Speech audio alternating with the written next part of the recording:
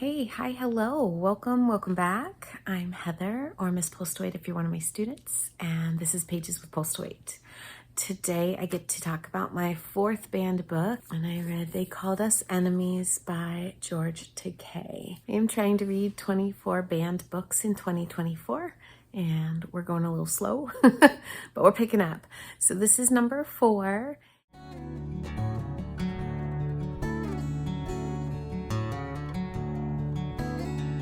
So May is Asian American, Native Hawaiian, and Pacific Islander Heritage Month.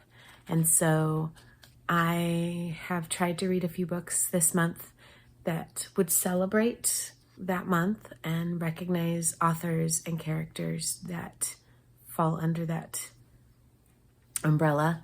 There's tons. And I specifically wanted a banned book to fall under that as well. There's tons. So this one blew me away. 1, I can't believe this was banned. And 2, everyone should read this book. It should be required reading, and I'll go more into that. So let's start off with where and why was this book banned? Actually, let's start off with what this book is about. And this book follows George Takai when he was very young. I think he's 5 or 6 in this book. He did not understand what was going on. World War II happened. Pearl Harbor was bombed. It was announced that they were going to take all Americans of Japanese descent and put them into these isolation American internment camps. So George and his family, very young family, it's him, I think he was 5, his brother who's 4, and his baby infant sister, and his parents. They're sent to 2 different camps, and he really doesn't understand what's going on. He's scared and he's confused, but his parents do a pretty good job of trying to just help him, I guess, normalize. And when you're little, you just kind of accept the things that are around you. It wasn't till later, afterwards, like when he's a teenager and having discussions with his dad kind of at the kitchen table, that he even realizes just how devastating this was. I cannot say enough about this book. It's easy to read, very easily accessible, fantastic. So you would know who this actor is. He's very famous. He was in Star Trek originally, but here's the people that contributed to kind of help him to write his story. I don't know which ones are illustrators and which ones are like helping him to share his story, but that was fascinating as well. Anyway, why was this banned? Where was it banned? This was banned in one place. So this is not like a highly banned. I tried to see if it was lifted. I cannot imagine this book is still banned, but maybe it is. This was in York, Pennsylvania. It was a school district there that was pulling all kinds of things, and it fell under the, I guess, like the overarching element of people being concerned that this was critical race theory. I have other thoughts on that I'm not going to share here, but specifically it stated that York, Pennsylvania, as part of a campaign against teaching about racial history in America. So, right, because we can't teach history, real history. I personally think that this book should be in the 8th grade curriculum. At least here in my state, the 8th grade studies World War II. That's the deep dive in middle school, and I'm really only familiar with middle school, sorry. So that's their deep dive, is World War II. This would be absolutely phenomenal, fantastic reading. It would get kids questioning and asking and understanding a piece of American history that is way underrepresented and undertaught. I will tell you right now, I had no idea that there were American internment camps for Japanese Americans on our soil. We were learning about camps in Germany and Europe. We didn't learn about the ones in our very backyard. I was an adult, literally, before I even remotely had heard that that existed. And I learned it from a movie in my 20s. So this is sorely lacking in our history. I hope it's not that way anymore. I mean, I'm a Gen Xer.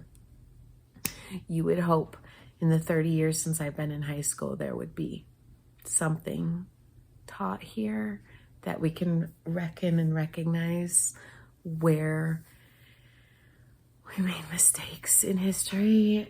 Americans, you can't have everything be perfect and every time the other person be the bad guy.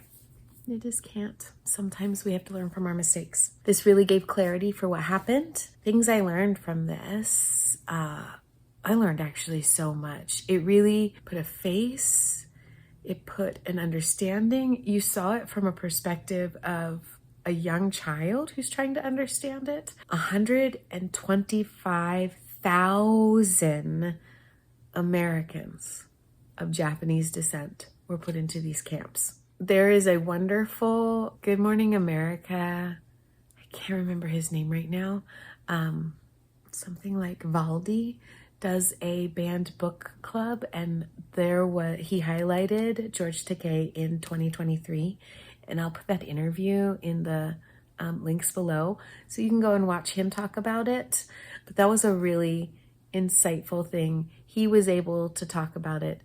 If you don't know George Takai, please get to know him. He's a wonderful advocate. He's got a voice and he uses it, and I love that about him. He's very adamant that these are not Japanese internment camps. These are American internment camps, and the people that were in these internment camps were American. They just happened to be of Japanese descent. And one of the controversial pieces in here was there's a survey that went out where the people that were in the camps were being forced to answer this survey. And there were two particular questions. George's family, his parents, were what's called no-nos. And no-nos means they answered no to both those questions. And the questions were not worded well. And they forced people to answer questions in a very complicated way. And they didn't allow for the nuances of why their answers would be that way. If you were a no-no, you then went to a specific camp because you were considered higher danger. It talks about the variety of people's reasoning. Not everybody is the same. Not anyone is ever the same when you talk about something and their feelings on it. And so this book is so good.